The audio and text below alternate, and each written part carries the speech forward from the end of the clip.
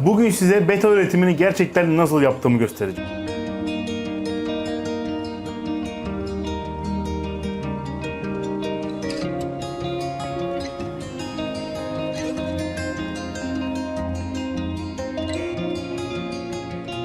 İnternette gördüğünüz gibi değil, hatalarımı, öğrendiklerimi ve tecrübelerimi paylaşacağım. Bir dişi bir erkek betadan 50 belki 200 yavru nasıl alınır onları biraz anlatmaya çalışacağım. Eğer kanala yeni geldiysen ben Murat, uzun yıllardır balık üretimi yapıyorum ve bir YouTube kanalı açarak kendi akvaryum balığı markamı oluşturmaya çalışıyorum. Birçok farklı tür üretmeme rağmen bu videoda tamamen betalara odaklanacağız ve betaları şurada arkamda görebilirsiniz. Öncelikle şunu söyleyebilirim, betalara bu tarz küçük kaplarda bakmıyorum. Hepsinin 6-7 litre hacminde kendine ait kapları var. Bütün betalarımı kendine ait büyük kaplarda olabildiğince bitkili şekilde bakmaya çalışıyorum. Burada görmüş olduğunuz kaplar zaman zaman yavru betalara, yumurtadan yeni çıkmış betalara ev sahipliği yapıyor.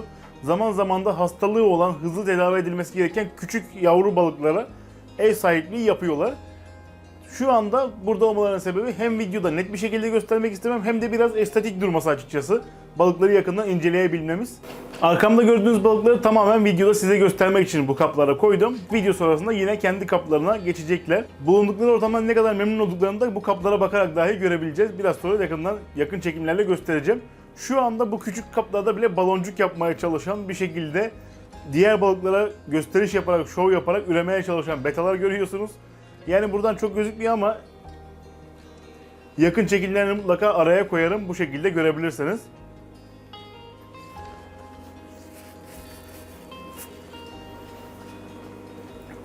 Öncelikle şuna değinelim, neden beta? Birçok farklı balık türü var ama betaları üretmek ve betaları beslemek gerçekten benzersiz. Öncelikle bu balıkların özgün karakteri benim çok hoşuma gidiyor. Her balık birbirinden bağımsız karakterlere sahip. Böyle sürü olarak hareket etmiyorlar, yapıları farklı. Kimisi daha saldırgan, kimisi daha sakin. Kimisi daha böyle yavruya çok daha iyi ilgi gösteriyor. Kimisi biraz daha başına buyruk. O yüzden betalar oldum olası ilgimi çeken balıklar oldular ve hala da öyleler. Severek de üretmeye devam ediyorum. Betalar zaman zaman 50, zaman zaman 200 yavruya kadar verebiliyorlar. Ki 200 yavru ciddi bir hacim. Buna bakmak için de büyük bir yer lazım. Şu anda benim toplamda 45 taneye yakın 45-46 tane betam var. Yavruları saymazsak yetişkin 45 ya da 46 tane betam var şu anda. Bunlara bakmak bile ciddi bir zaman ve emek istiyor açıkçası. 200 betayı büyütmek, tek tek kaplarda bakmak gerçekten çok zorlu olabilirdi. Ben şu ana kadar maksimum 75-100 arası yavrular aldım. Onlara bakmak bile çok zor. Özellikle erkeklerin bir an önce birbirine zarar vermeden ayrı yerlere geçmelerini ayarlamak gerçekten zahmet ve emek istiyor. Gerçekten çok zahmetli ve emek istiyor. O yüzden beta üretimi bir tık daha zor diğer balıklara göre. Bir diğer konu, betalar diğer balıklar gibi üremiyorlar. Akvaryum hobisi içerisinde olan birçok insanın bildiği gibi betalar yumurtalarını oluşturdukları baloncuk yuvaların içerisine koyarak burada büyütüyorlar. Bu şekilde üremeyi sağlıyorlar. Bu yüzden biraz daha zorlu bir süreçleri var. Bir dişi bir erkeği aldım, aynı kaba koydum, hadi bakalım üresinler gibi bir yaklaşım betalarda maalesef olmuyor. Özellikle dişi üremeye hazır değilse, erkeğiniz fazla bölgeciyse bu genelde dişi balığın ölümüyle sonuçlanıyor. Bu yüzden üretimde birçok hata yapılıyor ve birçok balık kaybediliyor aslında. Peki ben nasıl üretim yapıyorum? Bu kısma gelecek olursak öncelikle dişi balığa bakmamız lazım. Şimdi burada elimde gerçekten üremeye hazır, artık yumurta doygunluğuna erişmiş ve defalarca yumurta yavru vermiş bir dişi beta var. Bu balık kendini her halinden belli ediyor ama şöyle yakından görecek olursanız karın şişkinliği gerçekten çok iyi bir seviyeye ulaşmış durumda. Altında beyaz bir nokta şeklinde yumurta tüpçüğünü görebilirsiniz. Hem renk gösterişiyle hem yapısıyla artık ben üremeye hazırım diyor bu arkadaş. Yani üremeye hazır beta bu şekilde oluyor. Mutlaka bu durumları gözlemleyebilmelisiniz. Özellikle yumurta tüpçüğü çok önemli bir detay. Yumurta tüpçüğü demişken burada belirgin yapılan bir hata var. Bazı küçük erkekler, erişkinliğe erişmemiş erkeklerin de altında küçük tüpçük gibi bir çıkıntı olabiliyor. Bu noktada birçok beta sever bunları dişi beta olarak alıp diğer erkeklerin yanına koyuyorlar ve sonuç tabii ki hüsranla sonuçlanıyor. Burada dikkat etmeniz gereken karın kısmındaki o yuvarlak şişkinlik. Bu olmazsa betanız henüz yumurta tutmamış, henüz üremeye hazır değil demektir. Onun dışında erkek betaya gelecek olursak, erkek betanın üremeye hazır olduğunu yaptığı baloncuk yuvalardan anlayabilirsiniz. O minik baloncuk yuvaları eğer kabında yaşadığı yerde ya da yaşadığı akvaryumda mutluysa mutlaka suyun yüzeyine yapacaktır. Bu da aslında her an üremeye hazırım mesajını veriyor. Birçok halinden memnun olan beta bu köpük yuvaları en hızlı şekilde yaparak devasa boyutlara ulaştırıyor. Hatta öyle ki bendeki bazı betalar bunu böyle nasıl yapıyorlar bilmiyorum ama peçete gibi bir kıvama getiriyorlar. Köpük yuvayı şöyle tutup kaldırabiliyorsunuz. Gerçekten bu da çok ilginç. Üremeyi baştan sona vlog haline getirdiğim bir dönemde size bu köpük yuvaları göstereceğim. Orada detaylarına gireriz. Bazı betalar niye bu kadar büyük köpük yuvalar yapıyor ben de bilmiyorum. Ama gerçekten bazıları bu konuda coşturuyor. Erkeğiniz köpük yuva yapıyor, dişinizde yumurta tüpçüğü var ve karın gayet şişkin. Artık üremeye hazır 2 bireyiniz var demektir. Bundan sonra üreme alanını hazırlamamız lazım. Ben betaları üretmek için ortalama 10 litre ile 7 litre arasında kaplar kullanıyorum. Bu kaplarda mutlaka bir pipo filtre, bir canlı bitki oluyor. Bunların sebeplerine biraz sonra değineceğim. İlk olarak kaba erkek betayı ekliyorum. Yaklaşık olarak bir 3 gün, 4 gün kadar erkek beta bu kapta geziniyor, etrafı keşfediyor, ortama uyum sağlıyor ve bu kapta aynı zamanda yem yemeye alışıyor. Kendini yabancı hissetmediği bir ortama adapte oluyor. Kendini yabancı hissetmiyor bu şekilde. Daha sonrasında dişi betayı bu birçok farklı şekilde kullanılabilir. İşte yavruluklar olabilir, kavanozlar olabilir, pet şişeler olabilir. Erkeğin onu görebileceği bir şekilde suyun içerisine koyuyorum ama birbirlerine temas etmelerine izin vermiyorum. Bu aslında en çok bilinen beta üretim tekniği. Ama önemli olan bundan sonrası. Dişiyi kaba koyar koymaz erkek zaten ona ilgi göstermeye başlıyor. Üremeye tamamen hazır olduğu için sürekli odak tamamen dişide hareket ediyor. Sürekli kendini kabartıyor, kuyruğunu açıyor ve o geniş hareketleriyle dişiyi etkilemeye çalışıyor. Böyle kıvrımlı bir dansı var aynı zamanda betaların. O evredeyken işte bu evreyi gördükten sonra yine 1-2 gün kadar bekliyorum. Eğer beklemezsem gerçekten o an hemen dişi betayı salarsam dişi strese girdiği için yumurtlama olmuyor ve sonuç yine kavgayla dövüşle sonuçlanıyor. Dişiler genelde bu sonuçlardan hasar almış oluyorlar. Kendi tecrübelerimi size aktarmaya çalışıyorum. Farklılıklar olabilir üretim tekniklerinde. Dediğim gibi bunlar tamamen benim kendi tecrübelerim. Yaklaşık 1,5 yıldır da aralıksız beta üretmeye özen gösteriyorum. Bu aşamada su sıcaklığı önemli. Eğer su soğuk bir suysa yine üreme gecikebiliyor. Ortalama 26, 25, 27 dereceler aralığında durursa betaların üremesi biraz daha hızlanmış, biraz daha canlanmış oluyor. Diyelim ki bu aşamaları geçtiniz. Artık dişinizde tüpçük var, erkeğiniz köpük yuva yaptı, balıklar birbirlerine ilgi gösteriyorlar ve ortalama 1-2 gün kadar da aynı kapta zaman geçirdiler, birbirlerini gördüler. Bu saatten sonra yapılabilecek en iyi şey balıkların ilgisini de gördükten sonra dişiyi erkeğin yanına serbest bırakmak. Ama burada dikkat etmemiz gereken nokta dişinin saklanabileceği alanlar oluşturmak. Çünkü dişi erkeğin sertliğinden bir anda sıkılabilir, bir anda kaçmak isteyebilir. Saklanacak bir yeri olmadığında erkek onu sürekli kovalayarak vurmaya devam edecektir. Çünkü erkeğin de amacı onu bir an önce köpük yuvanın altına getirip yumurtlatmak. Bu yüzden mutlaka dişiye saklanabilecek bir yer vermemiz lazım. Ben genelde bunu pipo filtrenin yanına koyduğum javamoslarla, işte lepistes otu denilen o yeşil su üstünde durabilen bitkilerle sağlıyorum. Dişi bitkilerin arasına girdiği zaman erkekten otomatik olarak uzaklaşmış oluyor. Biraz nefes alıp tekrar geri gelebiliyor. Bu aslında üretim sürecindeki uzun süren aşamaları tamamen güvenli bir şekilde geçirmeyi sağlıyor. Çünkü her dişi beta erkeğin yanına koyar koymaz yumurtlamıyor. Birkaç gün zaman geçirmek istiyor. Bu süreyi de ben şöyle belirledim. Eğer dişi gerçekten yumurta tutmuş bir dişi ise ortalama 5 gün kadar bir arada kalmalarına izin veriyorum. Tabi bu süreci sürekli gözlemliyorum. Hem sabah hem akşam hem öğlen fırsat buldukça gözlemliyorum. Çünkü dişide en ufak bir yara bile görsem dişiyi ayırıyorum. Erkek bir kere o yaralamayı yaptığı zaman, zedelemeyi yaptığı zaman dişinin bağışıklığı düşecek, daha da fazla yara alabilecek diye mutlaka dişiyi ayırıyorum. 5 günün sonunda hala bir yaralanma bir durum yoksa ve hala birbirlerine kur yapıyorlarsa süreç devam edebilir. Yumurtlayana kadar birbirlerine kur yapmalarına, aynı yerde kalmalarına izin veriyorum. Her şey tamamlandı ve yumurtlama gerçekleşti.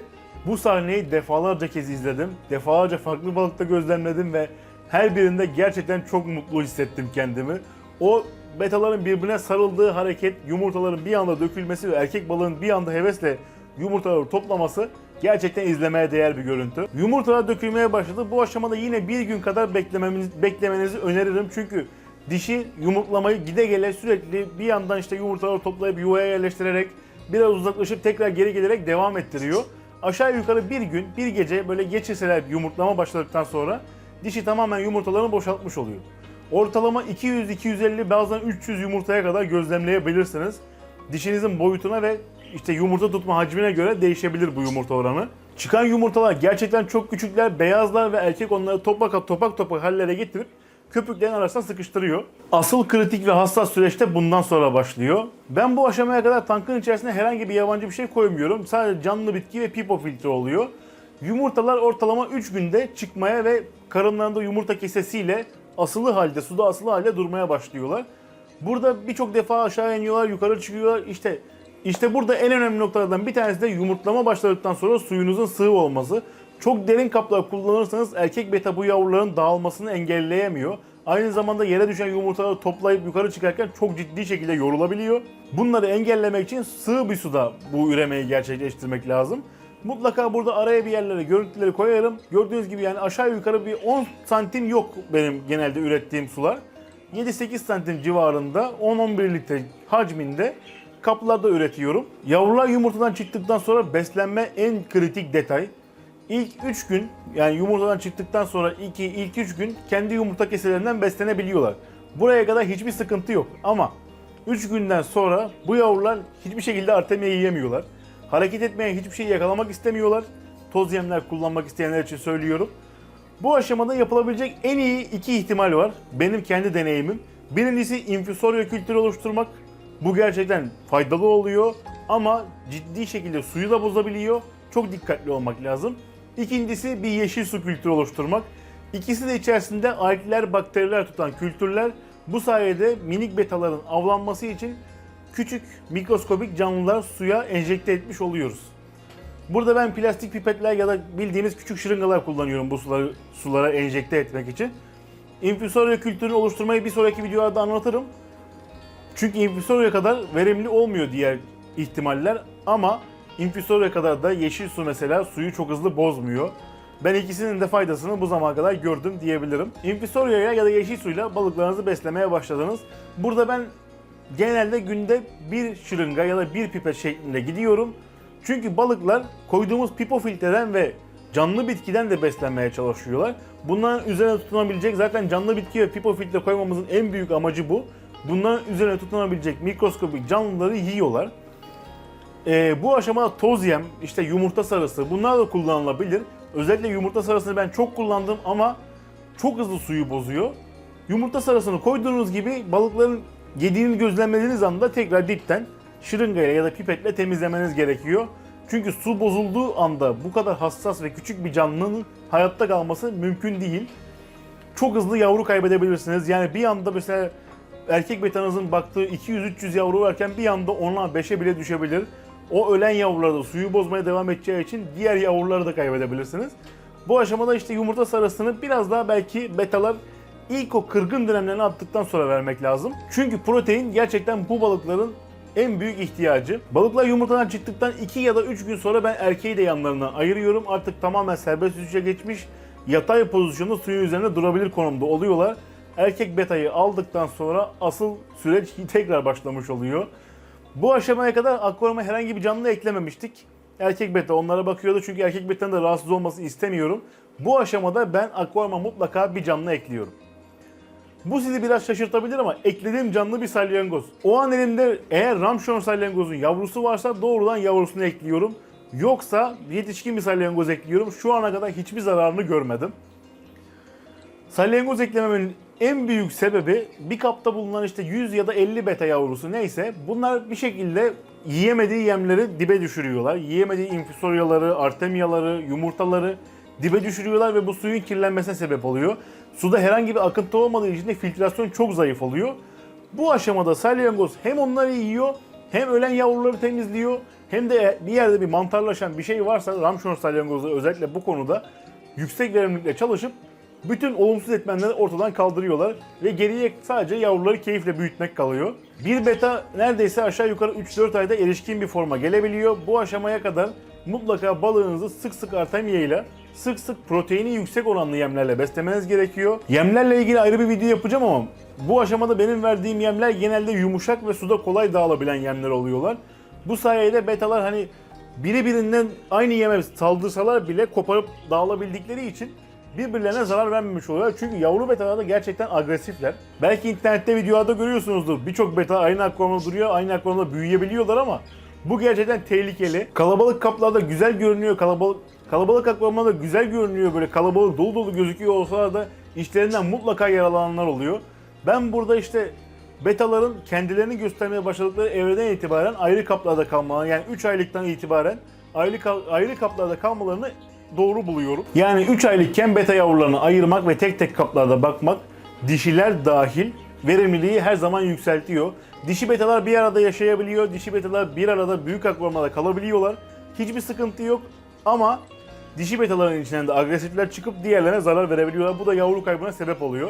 Bu aşamada ayrım en mantıklı, en kısa çözüm. Tabii ki de yeriniz uygunsa ve bu kadar betaya bakacak zamanınız varsa. Şimdi betaların üreme aşamalarından söz ettik, yavruların büyüme aşamalarından söz ettik. Gelelim benim yaptığım hatalara.